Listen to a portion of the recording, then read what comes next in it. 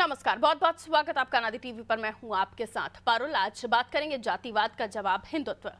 उत्तर प्रदेश में महाकुंभ के महाआयोजन के बीच मिल्कीपुर का उपचुनाव भी हो रहा है। मिल्कीपुर अयोध्या में है और यहां पर लोकसभा से लेकर विधानसभा चुनाव तक भारतीय जनता पार्टी चुनाव हार चुकी है।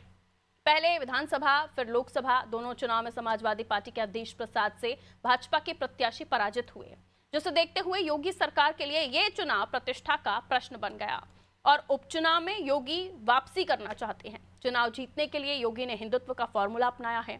वहीं भाजपा के प्रमुख प्रतिद्वंदी समाजवादी पार्टी के मुखिया अखिलेश यादव पिछड़े, दलित और अल्पसंख्यक यानी पीडीए के सहारे चुनावी मैदान में हैं।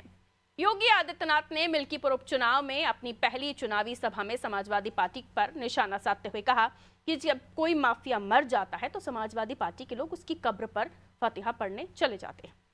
एक दलित की बेटी की इज्जत के साथ खिलवाड़ करने वाले मोहित खान को हीरो बनाते हैं। यही सपा का चरित्र है। योगी ने आरोप लगाया कि अखिलेश यादव ने महाकुंभ की छवि खराब करने की कोशिश की और समाजवादी पार्टी अयोध्या के दुश्मन है। उधर अखिलेश यादव ने मिल्कीपुर उपचुनाव में अफसरों की नियुक्ति पर सवाल उठाए और कहा कि अयोध्या में प्रशासनिक नियुक्तियों में पिछड़े, दलित, अल्पसंख्यकों की हिस्सेदारी केवल 20% है। बाकी 80% नियुक्तियां उन प्रभुत्ववादियों की हैं जिनकी संख्या केवल 10% है। अखिलेश ने कहा कि जिनकी संख्या 90% है उनका प्रतिनिधित्व मात्र 20% है।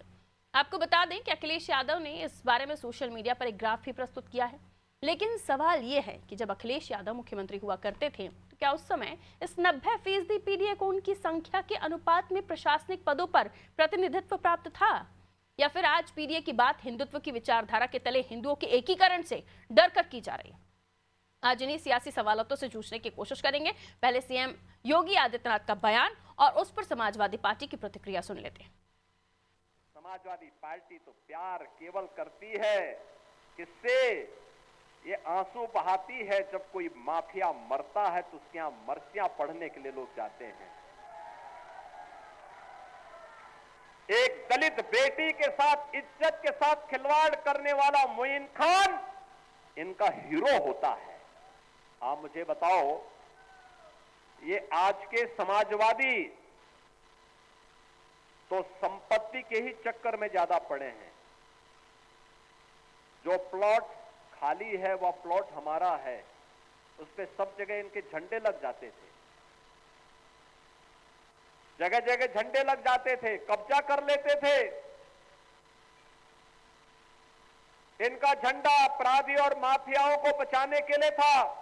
महाकुंभ को लेकर के जब पूरा देश और पूरी दुनिया प्रयागराज की धरती की ओर आकर्षित हो रही है, तब ये रोज महाकुंभ के बारे में दुष्प्रचार करते हैं। मिल्कीपुर में मुख्यमंत्री का भाषण पूरी तरह से झूठ का पुलिंदा है।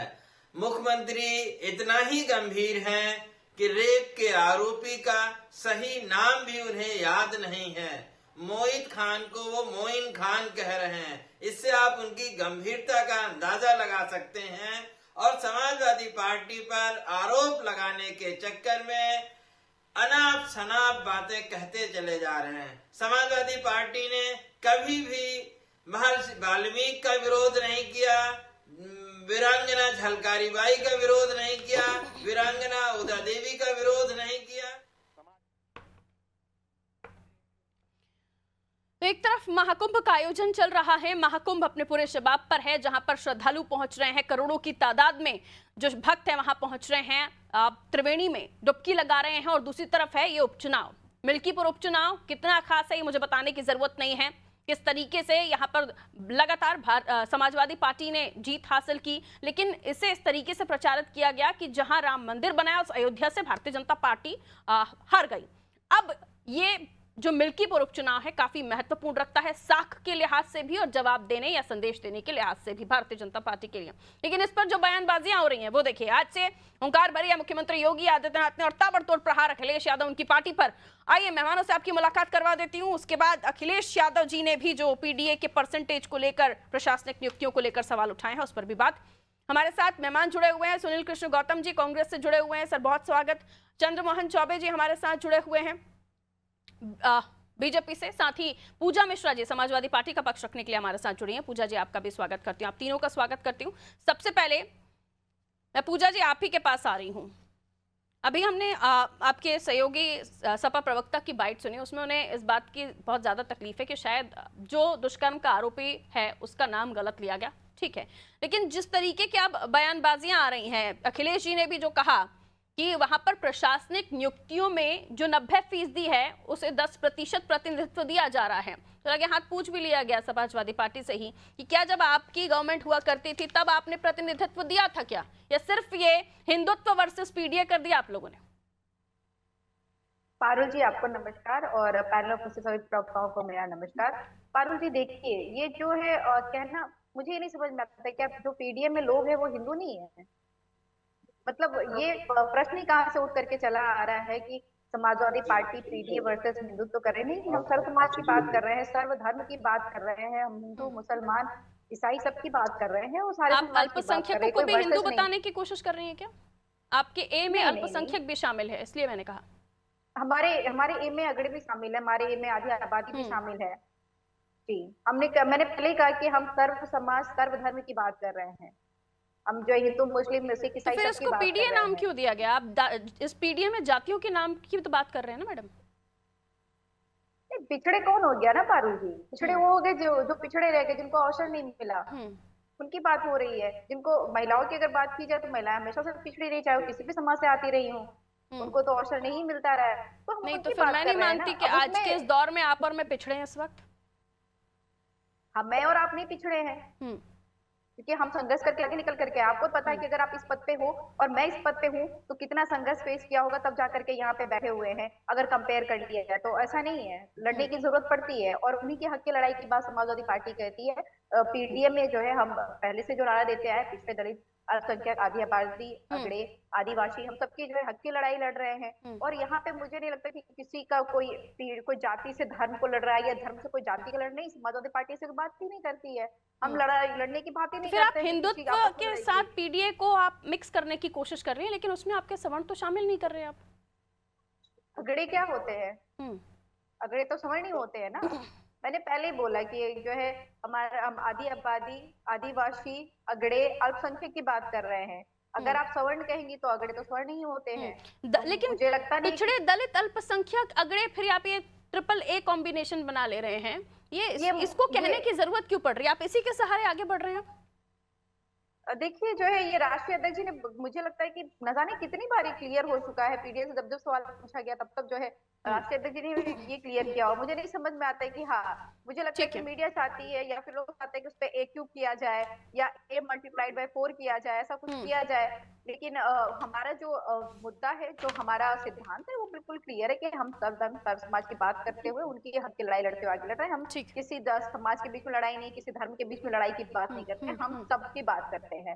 ये धर्म की लड़ाई की बात तो जो है भाजपा वालों के हाथ में है ना, वो करते हैं कि किसी के अगेंस्ट बोला जाए, किसी के समर्थन में बोला जाए, और धर्म का पॉलिटिसाइजेशन किया जाए। उन्होंने ही कहा ना, जो नियुक्तियों को लेकर, इसलिए मैं थोड़ा सा स्पेसिफाई करने की कोशिश कर रही थी। उन्होंने कहा दलित अल्पसंख्यक की हिस्सेदारी केवल 20%, बाकी 80% नियुक्तियां उन प्रभुत्ववादियों की हैं। तो ये 80% से दिक्कत है? 80% से दिक्कत नहीं है, हमें दिक्कत इससे है कि जो 20% जो है उनको जो रिप्रेजेंटेशन मिलना चाहिए और रिप्रेजेंटेशन नहीं मिला हुआ है। अगर आप उठा करके देखेंगे तो एक आंकड़ा है, अगर आप चाहे तो मैं आपको बिल्कुल ऐसे यूनिवर्सिटीज के आंकड़े दे सकती हूँ जहाँ पे सीटें खाली पड़ी हुई हैं और वहाँ पे नियुक्ति नहीं हुई, जो रिजर्व सीटें वो खाली पड़ी हुई है, नियुक्ति नहीं हुई है, तो रिप्रेजेंटेशन देने की बात हो रही है ना वहाँ पे। तो ये आपकी गवर्नमेंट के समय अखिलेश जी ने अपने पीए या फिर अन्य जो सचिव या मुख्य सचिव या और भी प्रशासनिक अमला था, उनमें इस फॉर्मूले को बिठाने की कोशिश की थी? मुझे लगता है बिल्कुल कि समाजवादी पार्टी जो है सर्व समाज की बात करती रही है और हमेशा भी करती रही है। नियुक्तियों में प्राथमिकता दी थी? अगर दी थी तो नाम बता दीजिए। नहीं, नियुक्ति में प्राथमिकता कैसे देंगे? अगर आप जो है नियुक्तियां चल रही है तो प्रोसेस के थ्रू चल रही होगी, फिर अभी प्रोसेस नहीं है। अभी यहाँ पे तो नहीं, अगर यहाँ पे चुनाव है, यहाँ पे एक जगह पे चुनाव हो रहा है, आप भी जानती है जो है जमीनी हकीकत क्या होती है। नियुक्ति अगर आपको लगता है चुनाव के हिसाब से इसे बदल दिया गया है? नहीं, अगर पारुल जी आप समाजवादी पार्टी के ऐसा कोई उठा करके दिखा दीजिए जिसमें बाय इलेक्शन हो रहा है या चुनाव हो रहा है और वहां पे जो है सरकार ने नियुक्तियां की हो और इस तरीके का जो है आपको फ्रेम निकल करके आया हो तो बता दीजिए। मुझे नहीं लगता इस तरीके का फ्रेम निकल करके बिल्कुल आया होगा, बहुत होगा 50-50 अब ठीक है, आपका कहना है चुनाव आ गया है इसलिए चुनाव के समय पर ये नियुक्तियां जो है इस तरीके से की गई हैं। ठीक है, आपका सवाल आ गया, मैं आ रही हूँ आपके पास। भारतीय जनता पार्टी के पास चले जाते हैं। चंद्रमोहन चौबे जी, क्या कहना चाहेंगे इस आरोप पर, क्योंकि लगातार अखिलेश जी ने नियुक्तियों को लेकर सवाल उठाया, अब इसमें थोड़ा सा ताज़ा मॉडिफाई पूजा जी ने कर दिया है कि चुनाव यहाँ पर है इसलिए जो है चेंजेस किए गए हैं। पारुल जी, हम्म। तुलसी बाबा का एक दोहा याद आता है समाजवादी पार्टी की बातों पर या इनके आरोपों पर कि जाकी रही भावना जैसी, प्रभु मूरत देखी तिन तैसी। इन्होंने ये सब जातवाद उस समय फैलाया था। इन्होंने उस प्रकार अधिकारियों को जाति और धर्म देखकर एक जाति और एक धर्म के विशेष लोगों को, चाहे वो प्रशासनिक अधिकारी हो या अन्य कार्यालयों में, इन्होंने ऐसे लोगों की भर्ती की थी। आपको पता है कि एक तहसीलदार की जब भर्ती हुई थी 46 में से 52 एक ही जाति के थे।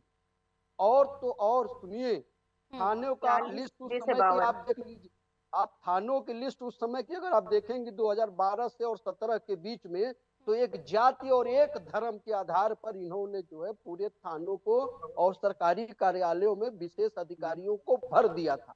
तो इन्होंने वो काम किया है। जो चोर होता है उसको खुद डर लगता है, तो इन्होंने वो सब काम किया है। भारतीय जनता पार्टी जो है वो सबका साथ सबका बात करती है, सब सर्वधर्म समभाव की बात करती है, सभी जातियों को सम्मान देती है, सभी धर्म के लोगों को सम्मान देती है। भारतीय जनता पार्टी अंत्योदय की बात करती है, गरीबों की बात करती है, पिछड़ों की बात करती है, उसमें सब आ जाते हैं। मिल्कीपुर उपचुनाव है इसलिए खास तौर पर इन नियुक्तियों को ध्यान में रखा गया है और इसमें दलित अल्पसंख्यक की हिस्सेदारी केवल 20% है, ऐसा कुछ है क्या सर? ये जान रहे हैं, इनको एक बहाना चाहिए, क्योंकि ये जान रहे हैं कि चुनाव ये हारने जा रहे हैं। तो इनको चुनाव जब हारेंगे तो उससे पहले ये बहाना, पहले भयभीत हो चुके, एक बहाना ढूंढ रहे हैं। अभी आपको देखिएगा चुनाव निर्णय आ जाएगा, हम लोग जीतेंगे, और ये उस दिन जानते शाम को क्या कहेंगे, आप लोग भी डिबेट में रहोगी तो कहेंगे कि प्रशासन ने इनको चुनाव जिता दिया, जनता इनके साथ नहीं थी, ये घोर बेईमानी हुई है। लेकिन जब जीत जाते हैं तब कोई सब कुछ सही हो जाता है। तो इसलिए इनको जो कहना है ये कहे, जनता जनार्दन इनको सब जानती है। ये जिस पीडीए की बात करते हैं ना पारुल जी, आपको पता है उन्हीं दलित समाज को सबसे ज्यादा 2012 से 17 के बीच में इन्होंने प्रताड़ित किया था। प्रमोशन में आरक्षण इन्होंने छीना था। इनकी सरकार आने पर अम्बेडकर जी के नाम पर जो कर रहे हैं उसका नाम भी सही नहीं ले रहे हैं। सुनिए पारुल जी, तो यही अम्बेडकर जी के नाम पर कन्नौज मेडिकल कॉलेज था, इन्होंने आते ही तुरंत जो है उसका नाम बदल दिया। यहीं पर उत्तर प्रदेश में एक स्मारक था, उसका नाम इन्होंने तुरंत बदल दिया, जो लोहिया जी के नाम से एक पार्क है, उसको जो है जनेश्वर मिश्रा पार्क को, वो अंबेडकर पार्क था, उसका नाम बदलकर इन्होंने अंबेडकर जी पर हमने चर्चाएं की हैं, हमें अभी थोड़ा सा डिटेल नहीं होना चाहिए, लौटूंगी मैं आपके पास। हमारे साथ आलोक त्रिपाठी जी भी जुड़ गए हैं, वरिष्ठ पत्रकार हैं, बहुत बहुत स्वागत करती हूँ आलोक जी। ठीक है, रुकिए मैं आलोक जी को इन कर लूं। आलोक जी, मैं आपकी तरफ बाद में आऊंगी, पहले कांग्रेस की तरफ चली जाऊं। कांग्रेस के शुरुआती समय से जो नारे रहे हैं उनमें जात पात की बात ही नहीं होती थी, लेकिन अब आपको सपोर्ट उन पार्टियों को करना पड़ रहा है आपकी, क्योंकि वोट बैंक इतना ज्यादा टूट गया है कि जो पार्टी अब जात पात की बात कर रही है उसके साथ आप खड़े नजर आ रहे हैं। गौतम साहब, देखिए, कांग्रेस हमेशा विकास के साथ रही है और जातिवाद में कभी कांग्रेस का विश्वास नहीं रहा है। ये सारा जातिवाद फैलाने का कार्य आज भारतीय जनता पार्टी कर रही है। ये तमाम जाति वर्ग के नेताओं को उनके जात के बनाकर उभारती है और उनको वोट बैंक के लिए मैदान में उतारती है। लेकिन कांग्रेस ने कभी इस तरह की कोई जातिवादी राजनीति नहीं की। कांग्रेस हमेशा विकास की बात करती है। लेकिन जब कांग्रेस ने देखा कि केंद्र में बैठी हुई यह सरकार संविधान और लोकतंत्र के लिए खतरा है, उन पिछड़े दलित अल्पसंख्यकों के लिए खतरा है, उनके हितों के उनका हित मारा जा रहा है, और इनके मंत्री मुख्यमंत्री जब यह बयान देने लगे कि 400 पार 400 पार और 400 पार करने के बाद हम संविधान बदलने का कार्य करेंगे, तब कांग्रेस ने अपने समान विचारधारा की पार्टियों को साथ में लेकर इनसे संघर्ष करने का प्रयास किया, और उसका परिणाम हुआ कि पूरे उत्तर प्रदेश में लोकसभा चुनाव में इनका सुपड़ा साफ हुआ। 40 सीटों पर हमारे गठबंधन को विजय प्राप्त हुई और भारतीय जनता पार्टी पूरी तरह से हताश, निराश और परास्त हुई इस चुनाव में। और इनका यह एजेंडा संविधान पार करने का, संविधान बदलने का। ये नॉइस पूरी कहाँ से तरह आ रहा है? प्लीज चेक चुनाव करवा लीजिए। आप लोगों के पीछे से कोई आवाज आ रही है तो प्लीज उसे बंद करवाइए। आप लोगों का ऑडियो ऑन एयर है। गौतम जी, यहाँ तो ठीक है, लेकिन अभी के दिल्ली चुनाव आते आते ये सब बदल गया है, क्योंकि अब आप समाजवादी पार्टी ने तो आम आदमी पार्टी को सपोर्ट कर दिया है, फिर अभी बदल गया है आपका एजेंडा या आपकी सोच? गौतम जी, सुन पाए आप में सवाल? गौतम जी, आप मेरा सवाल सुन पाए? मैंने कहा दिल्ली तक आते आते ये एजेंडा, ये सारी सोच बदल गई क्या? क्योंकि अब तो समाजवादी पार्टी आम आदमी पार्टी को सपोर्ट कर रही है, और आम आदमी पार्टी के साथ आप पहले होते थे, अब तो आप कट्टर विरोधी बन रहे हैं उनके। देखिए, हमारा जो गठबंधन था वो केंद्र चुनाव के लिए था, राज्यवार चुनाव के लिए नहीं था। तो बीजेपी सही कहती है, चुनावी गठबंधन करते हैं आप लोग? क्या बीजेपी चुनावी गठबंधन नहीं करती है? बीजेपी क्या सत्ता में यहाँ पर बैठी हुई है? तो वो फिर एक दूसरे का विरोध करने लगते हैं साथ रहते रहते। मैं टोकना चाहूंगा, केंद्र में एनडीए की सरकार है, आदरणीय मोदी जी एनडीए के प्रधानमंत्री हैं, ना कि भारतीय जनता पार्टी के प्रधानमंत्री हैं वो। मैं वही पूछ रही हूँ, तो क्या उन्होंने अब दूसरे जगहों पर जाके एक दूसरे का विरोध करने लगे क्या? जानकारी साबित करिए कि भारतीय जनता पार्टी का कितनी पार्टियों से गठबंधन है, उसके बाद कांग्रेस के गठबंधन। नहीं, मैं गठबंधन की बात नहीं कर रही हूँ, गठबंधन धर्म निभाने की बात कर रही हूँ, जो चुनाव दर चुनाव बदलते रहते हैं आप लोगों के। और किस तरह की विचारधारा वाली पार्टियों से उनका गठबंधन है? जनता दल में मेरा कभी सवाल नहीं सुन रहे आप गौतम जी, कंटिन्यू बोलेंगे तो बात नहीं जा पाएगी, आपकी भी नहीं मेरी भी नहीं। मैं सवाल ही कुछ और कर रही हूँ आपसे। मैं सवाल आपसे ये पूछ रही हूँ, अब आप विरोधी हो गए हैं, ये गठबंधन में है तो ये सभी पार्टियों के साथ निभा रहे हैं ना गठबंधन धर्म। आप लोग चुनाव लोकसभा में निभाते हैं, बाद में कट्टर विरोधी हो जाते हैं, तो ये फिर संदेश गलत चला जाता है ना। अभी भी आप बोल रहे हैं कि हमने जैसे सिचुएशन देखी उस हिसाब से हमने फिर साथ हो गए, अब सिचुएशन बदल गई है इसलिए आप दिल्ली में अलग अलग हो गए, आम आदमी पार्टी और आप। लौट रही हूँ, त्रिपाठी जी हमारे साथ बने हुए। त्रिपाठी जी, उत्तर प्रदेश की सियासत में मिल्कीपुर महाकुंभ के बाद अब एक इसलिए भी चर्चा का विषय हो गया है क्योंकि चुनाव है, और यहाँ पर जिस तरह के आरोप प्रत्यारोपों का दौर शुरू हो गया है, जिसमें अखिलेश जी नियुक्तियों को लेकर सवाल उठाते हैं। नियुक्तियों की हकीकत तो चले जाइए इतिहास में तो बहुत कुछ कह देती हैं कि किस तरह से नियुक्तियों में आपके सरनेम को देखा जाता था, और अब ये तो जग जाहिर है, अब इनको लेकर चिंता होने लगी अखिलेश जी को कि जिनका वोट बैंक ज्यादा है उनको प्रतिनिधित्व नहीं मिल रहा है। और मुख्यमंत्री योगी आदित्यनाथ ने भी उनको याद दिला दिया कि जिस दलित बेटी के साथ गलत किया उसके साथ अब वो आपकी पार्टी का हीरो है। आप क्या इस पर विश्लेषण करना चाहेंगे, कितना अफेक्ट करेगा ये मिल्कीपुर की जनता के मस्तिष्क को?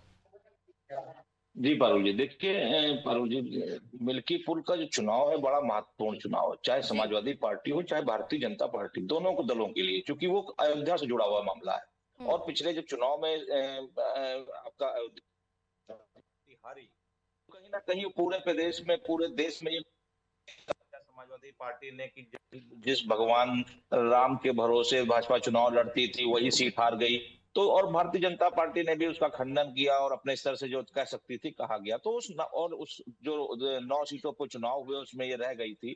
तो ये इस लिहाज से मिल्कीपुर बड़ा महत्वपूर्ण सपा का चूंकि क्षेत्र रहा है, अब वहां कैसे चुनाव जीतेंगे इसको लेकर के चाहे भारतीय जनता पार्टी हो चाहे समाजवादी पार्टी हो, दोनों रणनीति बना रहे हैं। समाजवादी पार्टी के जो नेता है वो पीडीए की बात कर रहे हैं, लेकिन जो ए है वो ए में अगड़ा है कि अल्पसंख्यक है कि आधी आबादी है, सुविधा अनुसार ऐड कर लीजिए क्लियर नहीं हो। तो जी तो ये क्लियर नहीं हो पाता है कि आखिर ये ए का मतलब क्या है। वहीं जो भारतीय जनता पार्टी के जो नेता है वो जब कहते हैं कि जो सबका साथ सबका विकास, तो फिर बटोगे तो कटोगे क्या होता है, और जब योजनाएं होती वो सबको होती, तो ये कुल मिलाकर के मिल्कीपुर कैसे जीता जाए उसकी रणनीति है। और वो जो भी जीतेगा, चाहे भारतीय जनता पार्टी का वहां से विधायक जीते चाहे समाजवादी पार्टी का जीते, जिसको भी जीत मिलेगी एक मैसेज जाएगा पूरे देश में पूरे प्रदेश में। ये बात सभी को मालूम है, चाहे समाजवादी पार्टी के नेता हो चाहे भारतीय जनता पार्टी के नेता हो। तो इस नाते उसको जीतने के लिए पूरी जोर आजमाइश चल रही है। 2027 का चुनाव भी उसी पे देखेंगे, और यही कारण है कि चाहे मुख्यमंत्री योगी आदित्यनाथ जी ने जो बात कही मुहिम को लेकर के, तो ये कहीं ना कहीं लग रहा है कि विकास के नाम पे तो मिल्कीपुर चुनाव नहीं हो रहा है। बिल्कुल कहीं ना कहीं हमको इसमें ये तड़का लगाना पड़ेगा, और यही कारण है कि वो धर्म का और वो पीडीए का तड़का लगा रहे हैं। अब उसमें कौन सा तड़का सफल होगा ये मिल्कीपुर की जनता बताएगी। माहौल देखकर माहौल बनाने की कोशिश की जा रही है। अभी बहुत अच्छा पॉइंट किया आपने त्रिपाठी जी कि अभी विकास के मुद्दे और इन सब चीजों को की बात कोई भी नहीं कर रहा है। पूजा जी, मिल्कीपुर की पारुल स्थिति जी, की कोई भी बात नहीं कर रहा है।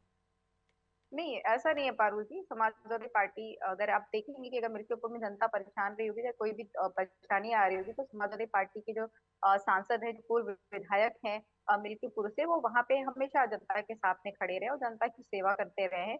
अभी भाजपा के प्रवक्ता कह रहे थे कि 46 में 52 जो है नियुक्तियां हो जाती हैं। पहली बात तो 46 में 52 नियुक्तियां नहीं हो सकती हैं, जब 46 से 52 ज्यादा होता है जी। 86। उसके बाद में दूसरी बात, अभी जो है विधान परिषद में भी नियुक्तियां हुई थी, जिसपे जो है हाईकोर्ट ने भी पूछा कि भाई ऐसा कैसा हो गया कि 80 सीटों के अगेंस्ट में 1.5 लाख का आवेदन आते हैं, उसमें आपको 30 जो है वीवीआईपी ही मिल जाते हैं। ये विधान परिषद का जो लास्ट नियुक्ति हुई है आरओआर वगैरह की, तो उसमें दिखा है। और इनके ऊपर भी आरोप लगाया है छात्रों ने कि यहीं पे आयोग है जो है, आयोग पे छात्रों ने आरोप लगाए एक ही जो है जाति के लोगों को लेने के लिए, जिस जाति से जो है माननीय मुख्यमंत्री जी आते हैं। हालांकि खुद को योगी कहते हैं, खुद को महंत कहते हैं, उसके बाद में अपनी जाति भी बताते हैं। आप अभी प्रश्न पूछ रहे थे कि हमारा जो गठबंधन है चुनाव देख करके होता है, नहीं।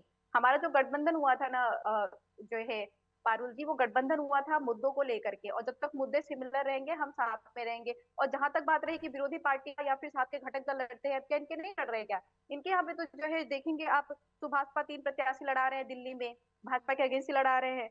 सिंधे गुप्त शिवसेना की जो है वहां पे लड़ रही है। और यही जो है जम्मू एंड कश्मीर में भी देखने को हुआ था कि जो है आरएलडी जाकर के वहां पे अलग लड़ रही थी, बीजेपी भी लड़ रही थी। तो इनके यहाँ पे अगर हो रहा होता तो वो जो है सौहार्द वाला हो जाता है। अगर इंडिया ब्लॉक में हो रहा होता तो ये मुझे नहीं समझते कहाँ से विरोध हो जाता है। हमारा जो गठबंधन हुआ है वो मुद्दों को लेकर के हुआ है। और समाजवादी पार्टी अगर दिल्ली में जो है आम आदमी पार्टी को समर्थन देती है, अगर कांग्रेस और आम आदमी पार्टी साथ में लड़ रही होती तो भी हमारा जो है जाता गठबंधन को समर्थन। अभी हमारा आम आदमी ठीक, पार्टी को समर्थन है, वो इसलिए है क्योंकि वो सही वहाँ है। पे मजबूत है। हम पता है कि ये सरकार के दुबे अगेंस्ट में साहब, जो है मुद्दों को लेकर के लड़ सकती है। चंद्रमोहन चौबे साहब, कहिए। जी, अभी पूजा जी कह रही थी कि हमारे सांसद जी लोगों के साथ रहते हैं, जनता के साथ रहते हैं। बिल्कुल, वो मोइन खान जैसे लोगों के साथ रहते हैं, उनको बचाते हैं।